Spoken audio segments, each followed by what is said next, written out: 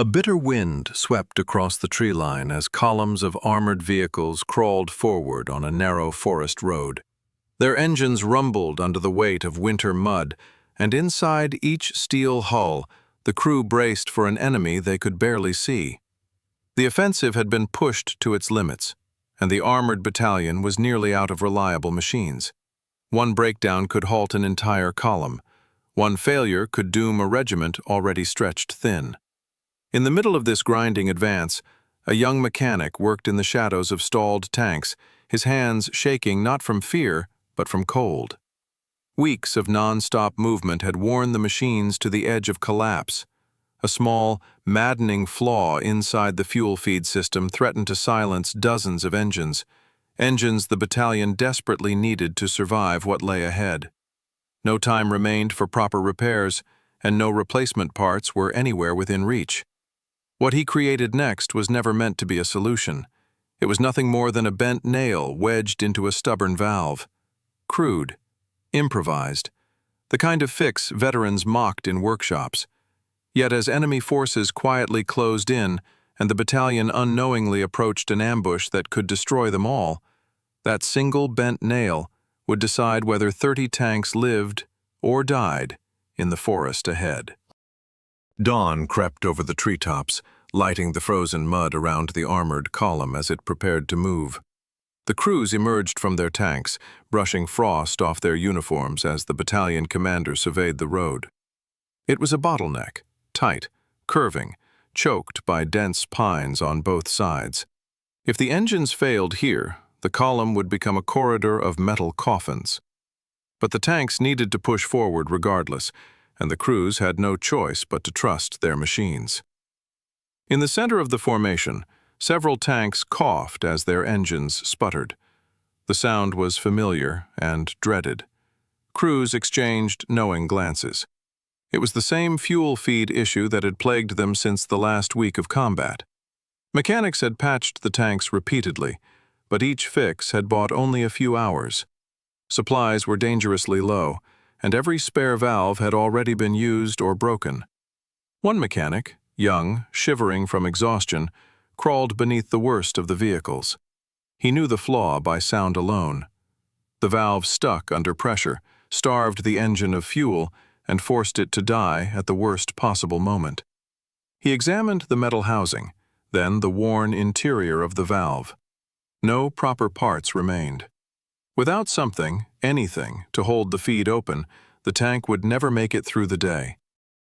The mechanic looked around desperately for something, any object, small, solid, and thin enough to wedge inside the stubborn valve chamber.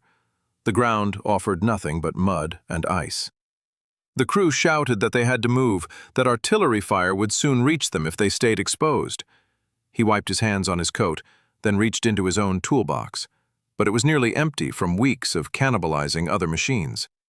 In the bottom corner of his kit lay a bent carpentry nail, hammered crooked during some forgotten repair. It wasn't a real part. It wasn't even straight, but its diameter was close enough to the measurement he needed. The mechanic held it between his fingers, weighing the absurdity of the idea. This wasn't engineering. This was desperation. Still, desperation was all he had left.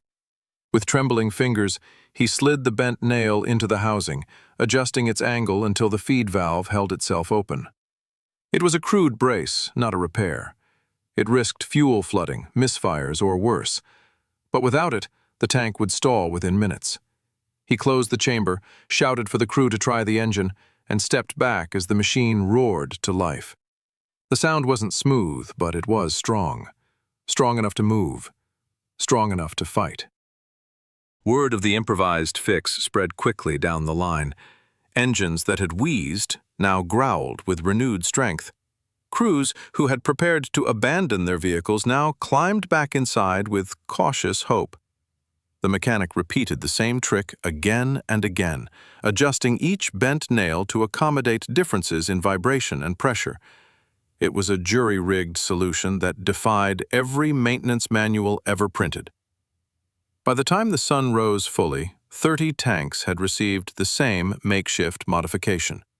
Each machine rumbled forward, metal shaking around the tiny nails holding their fuel systems together. To the untrained eye, nothing looked different. But the mechanic understood how fragile the entire formation had become.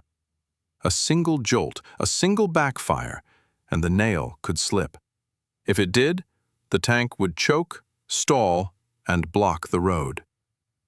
The battalion resumed its advance. Snow drifted down from the branches above, and cracks echoed in the distance. Artillery walking its way closer. The crews tightened their grips on the controls, knowing the column lived on borrowed time. A bent nail wasn't meant to save a tank. It certainly wasn't meant to save 30. But for the moment, the machines moved as one, pushing deeper into the forest and toward the unseen danger ahead. Hours passed as the column wound its way through the twisting woodland road. The trees towered overhead like dark walls, their branches whispering with snow. The tanks advanced in tight formation, each one relying on the improvised fix to keep its engine breathing. The mechanic rode in the back of a supply truck, listening to the engines anxiously, trying to detect the telltale sputter of a failing valve. But the deeper the battalion moved, the quieter the forest became. Birdsong vanished. Wind seemed to die in the pines. A stillness settled over the road, and with it came the uneasy sense that they were being watched. Crews scanned the trees through narrow viewing slits, their breaths fogging the interior of the tanks. The mechanic felt the tension like pressure in his ribs. Unbeknownst to them, enemy forces had prepared the ambush days earlier. Trenches lined the ridges, and concealed guns were positioned to fire directly onto the narrow road.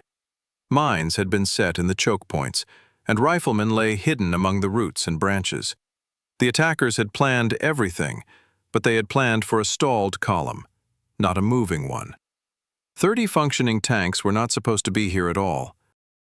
The first sign of danger came as a distant metallic snap, followed by a sudden ripple of movement through the treetops. The commander raised his binoculars and froze. In the shadows above the road, silhouettes shifted. Too many, too organized to be wildlife. He signaled the order to tighten formation, but before the message finished traveling down the line, a deafening blast tore through the stillness. The ambush had begun. Explosions rained down from the ridge as shells streaked into the tree line and detonated near the lead tanks. Smoke and earth filled the air. Crews slammed their hatches shut, gripping the controls as metal shrieked around them. The narrow road became a furnace of fire and splintering wood. Tank commanders shouted over the intercoms, trying to gain situational awareness through the chaos. In the midst of the initial barrage, something unexpected happened. The tanks held. Engines that should have stalled under shock and vibration kept running. The bent nails stayed in place. The improvised fixes held their ground as the tanks powered forward through the kill zone, refusing to become the stationary targets the enemy had planned for. The lead tank pushed through debris as incoming fire intensified.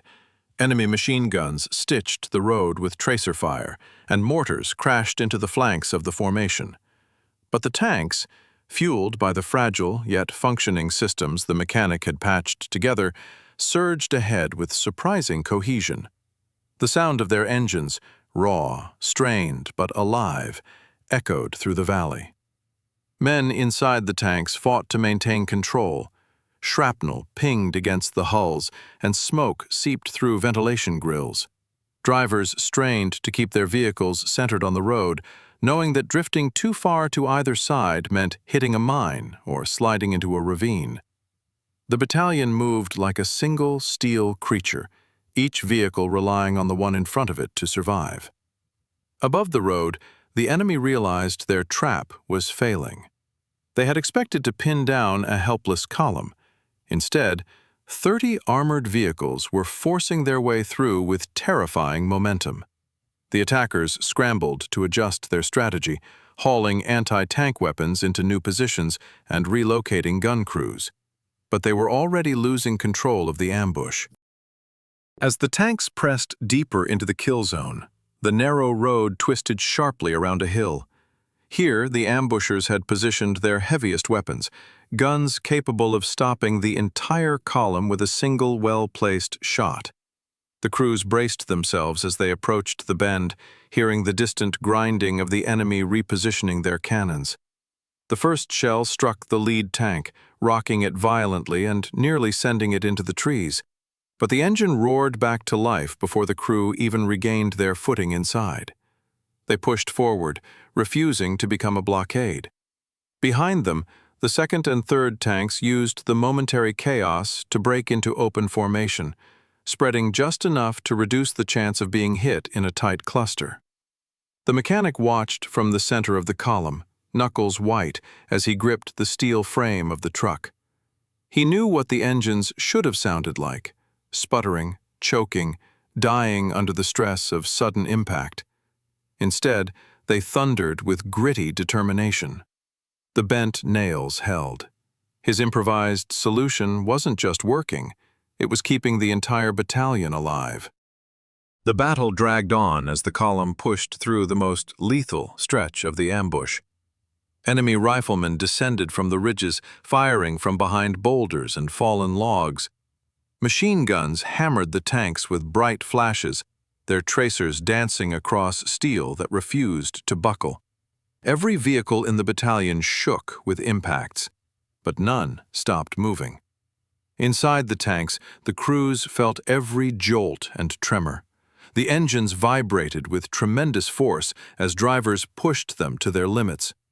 At any moment, one of the bent nails could slip from its place. The mechanic knew this too well.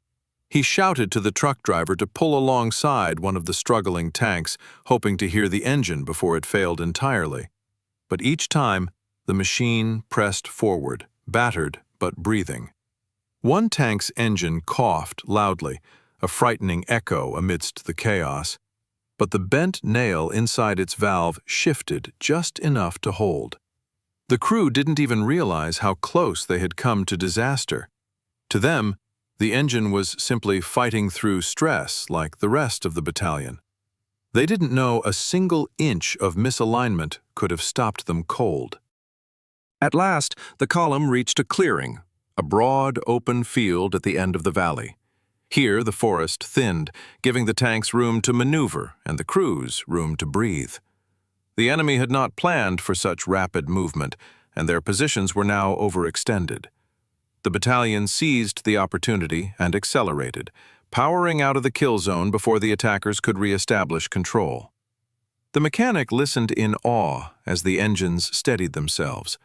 The vibrations, though heavy, held a rhythm he recognized as stable. The bent nails had lasted through the worst of the ambush. They had endured impacts, shock waves, and unrelenting vibration. It was unthinkable. A miracle of desperation and instinct rather than engineering. Behind them, smoke rose from the valley, marking where the ambush had collapsed.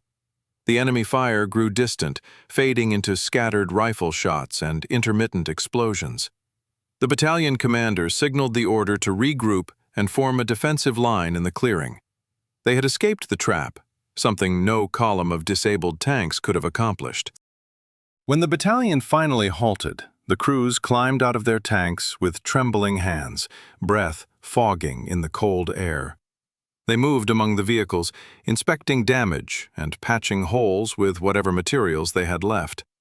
Some tanks bore scorch marks, others had shrapnel embedded deep in their armor, but every one of them had survived the kill zone.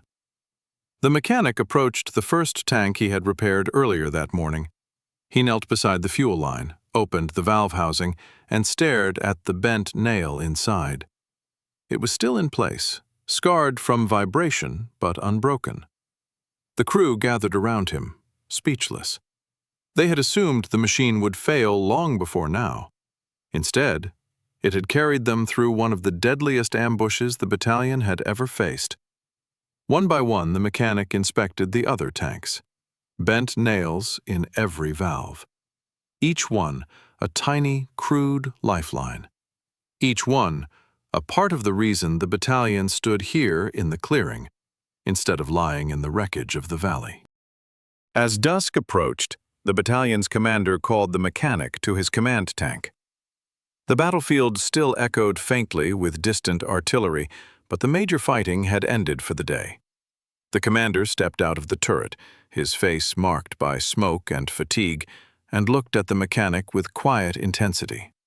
He asked how the column had kept moving, how the tanks had resisted stalling when they should have failed. The mechanic hesitated, embarrassment burning beneath his exhaustion. He explained the bent nail, the improvised brace, the lack of proper parts.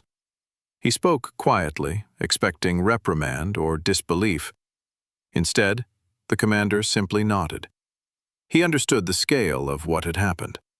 The battalion had survived because of a decision made in the cold mud at dawn, a decision born of necessity, instinct, and courage that didn't look like courage at all.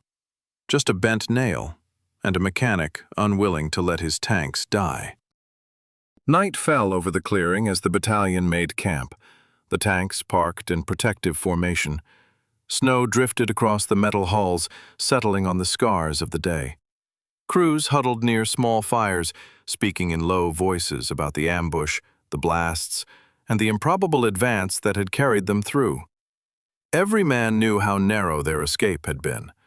The mechanic sat alone beside a fuel drum, cleaning his tools beneath the glow of a lantern. His hands were cracked and stained with grease, but they no longer shook. He looked at the bent nails he had used, simple, unremarkable pieces of discarded metal, and felt the weight of what they had accomplished. He had not built weapons or designed tactics.